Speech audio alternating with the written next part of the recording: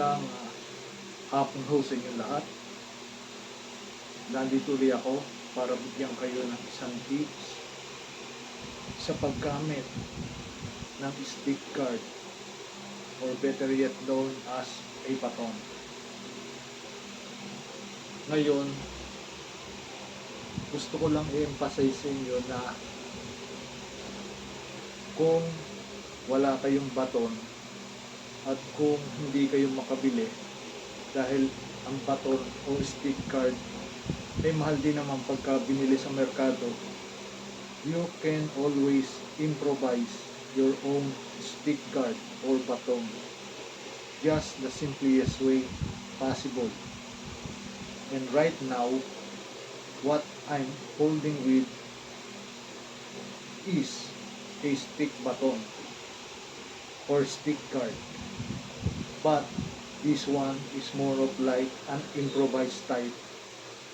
This is made of wood, an old billiard tapo which has not been used, or sa madaling salita, pinaglumaan na at hindi ginagamit. What I do here is I cut it in half para magmukha siyang stick card or baton. But literally, this is made out of wood. Kagaya na sabi ko, improvise siya. Ngayon, kung hindi kayo makakabili ng stick card or baton sa merkado o sa mga online tactical shop, you can always make an improvised type like this. Maghanap lang kayo ng mga lumang kahoy na bilog, lagariin ninyo, yun na, stick baton na, old school type kind of stick card, which is what I'm holding on right now.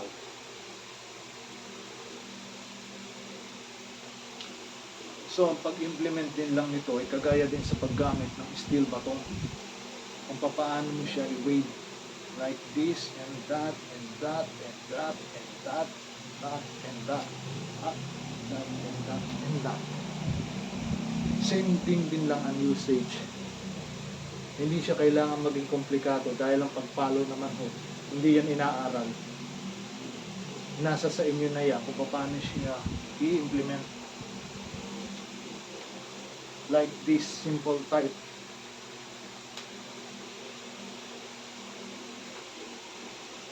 Ganyan lang ho siya. Usually kung papalo naman kayo, lagi nakaganyan or di kaya ho ay ganyan. And when you strike like that, ang tama ho niyan lagi dito, dito, dito, or here. Pag kayo naman tumira ng ganyan, always ang tama ho niyan dito, dito, sa ilong, sa bunganga. Or the more deadlier hit, sa leeg, dito sa ear, magkakaroon yun ng ear bleeding. Kagaya din na sa pag-aaral o paggamit ng arnis, walang pinagkaiba.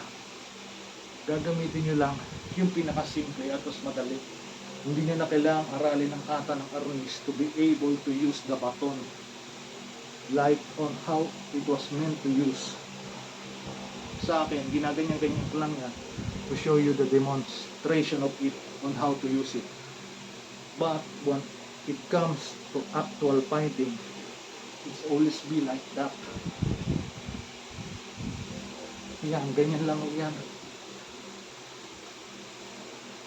Wala ho yung ibang paraan or ibang type ng palo, kundi isang direction lang sa tunay na laban.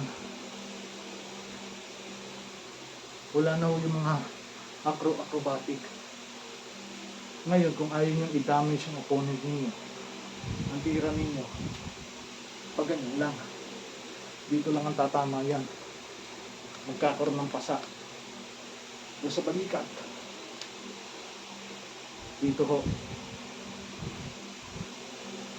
Kaya Ang paggamit ho ng stick baton or any other type of blunt weapon, yung pinakamadali at easy lang, which is pag ganyan ang hataw. Dahil yun lamang ho talaga normal at natural na hataw niya pag ganyan.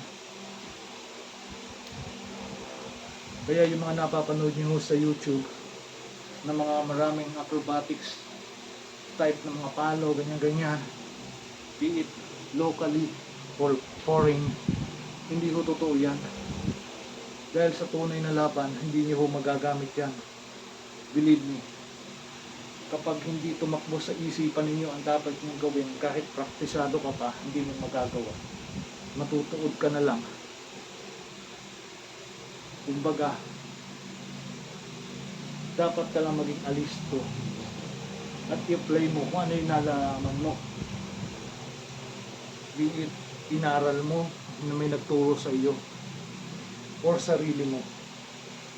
Ang pinaka-importante, magawa mo. Dahil kung hindi mo magagawa, tapos ka na. Or better yet, run.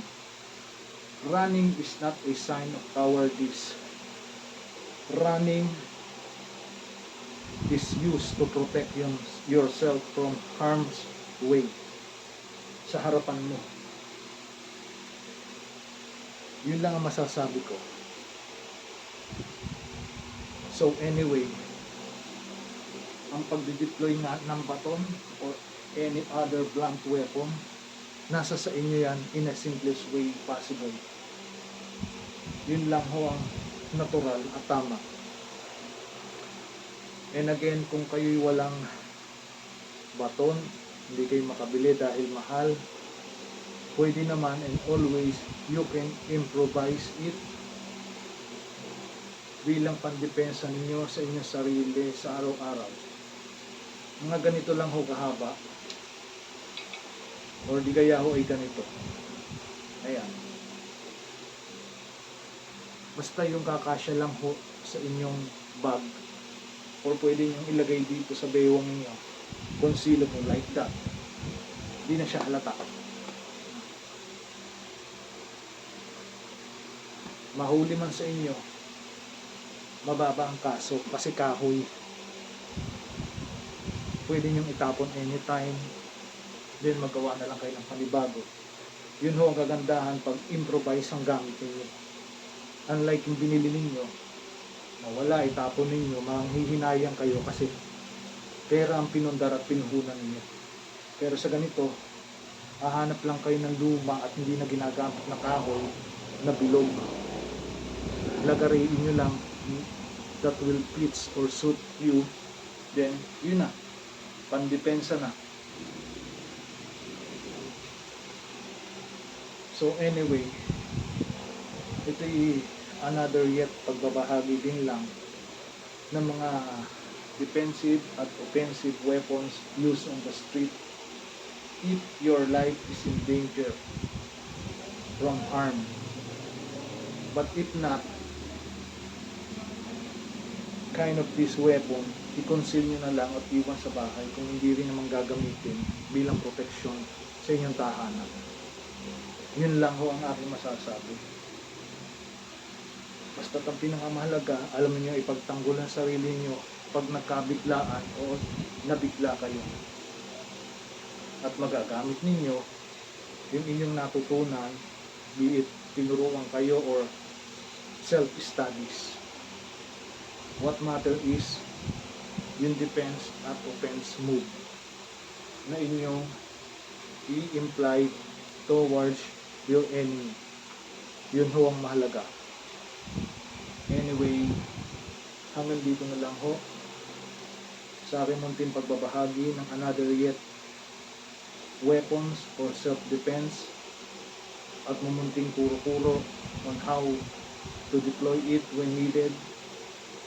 Sana'y nakakuha kayo ng aral at until next video ulit ho. Maraming salamat.